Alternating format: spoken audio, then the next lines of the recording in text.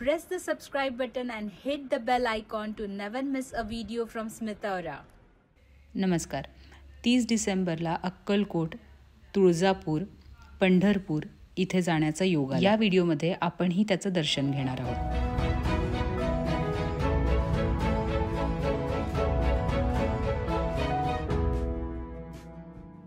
अक्कलकोटची भूमी ही स्वामींच्या वास्तव्याने पुनीत झालेली आहे.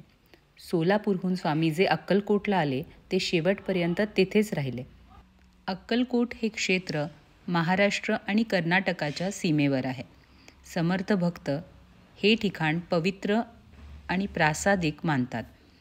हजारो भक्तांच्या मनोकामना पूर्ण करणारे स्वामी आजही इथे आहेत अशी भक्तांची पूर्ण श्रद्धा आहे. दर्शन खूपच छान झालं आणि बाहेर पडताना इथे बरीच दुकानं आहेत जिथे तुम्हाला स्वामींच्या वेगवेगळ्या मूर्त्या, फोटो विक्रीसाठी उपलब्ध आहेत. येथून आम्ही पुढे तुळजापूरच्या दर्शनाला गेलो. कदाचित दुसऱ्या दिवशी 31 डिसेंबर आहे म्हणून की कुणास ठाऊक, पण गर्दी कमी होती, त्यामुळं दर्शन अगदी व्यवस्थित झालं. तुळजापूरमध्ये तुळजाभवानीचं प्रसिद्ध तुळजाभवानी मंदिर असून ते महाराष्ट्रातील देवीच्या 3.5 पीठापैकी एक असल्याची हिंदू भाविकांची श्रद्धा आहे.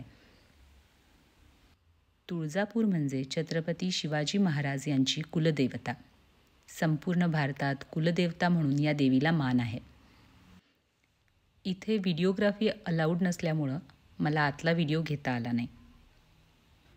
दुसऱ्या दिवशी आम्ही बार्शीच्या अंबरीश वरद भगवंत मंदिराचं दर्शन घेतलं. लोककथेप्रमाणे विचार केला तर बार्शीचा भगवंत पंढरीच्या विठ्ठलाहून जुना आहे असं जाणवतं. भक्ताच्या परित्राणासाठी तो भगवंत शंख, चक्र, गदा व पद्मसहित त्याच्या लाडक्या लक्ष्मीला पाठीवर घेऊन पंढरीच्या विठ्ठलाच्या आधीपासून अद्भुत अशा बार्शीमध्ये उभा आहे. मंदिराच्या मुख्य गाभाऱ्यात अंबरीश वरद श्री भगवंत उभे आहेत.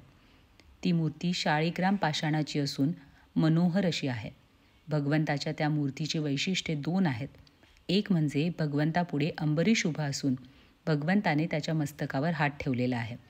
त्याच शिळेत भगवंताच्या पाठीशी टेकून उलट दिशेस तोंड केलेली लक्ष्मीची मूर्ती आहे. म्हणजेच ती मूर्ती समोरून विष्णूची तर पाठीमागून लक्ष्मीची आहे. पूर्वी सोहळ्याने भगवंताच्या उजव्या हाताने जाऊन लक्ष्मीचे दर्शन घेता येत असे. सध्या लक्ष्मीचे दर्शन आरशातून घ्यावे लागते.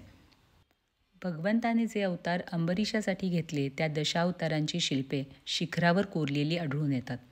मुख्य गाभाऱ्यातील भिंतीवर महादेवाची पिंड, गणपती, अश्वमेधाचा अश्व, सर्पाकृतीतील सुदर्शन चक्र, शेषावरील विष्णू, चंद्र, सूर्य यांच्या शिल्पकृती कोरलेल्या आढळतात.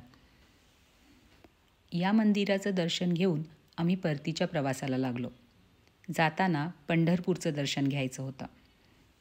जाताना वाटेत बरेच द्राक्षाचे मळे दिसतात. हे मळे दिसल्याबरोबर व्हिडिओ घेण्याचा मोह आवरला नाही. बघा ना किती सुंदर दिसतात. रात्री 8 वाजण्याच्या सुमारास पंढरपूरमध्ये पोचलो. इथे बरीच गर्दी होती. पण पंढरपूरच्या मंदिरामध्ये व्हिडिओ घेण्याची परमिशन नाही आहे. पण तिथे बाहेर वाद्यांची बरीच दुकानं आहेत. खूपच सुंदर मांडणी केली होती. इथे सुद्धा दर्शन खूप छान झालं. दर्शन आवरलं आणि कोल्हापूरकडे निघालो. तुम्ही जर चॅनलला नवीन असाल तर यासारख्या महत्त्वपूर्ण आणि माहितीपूर्ण व्हिडिओसाठी आपल्या चॅनलला नक्की सबस्क्राईब करा. Thank you so much for watching.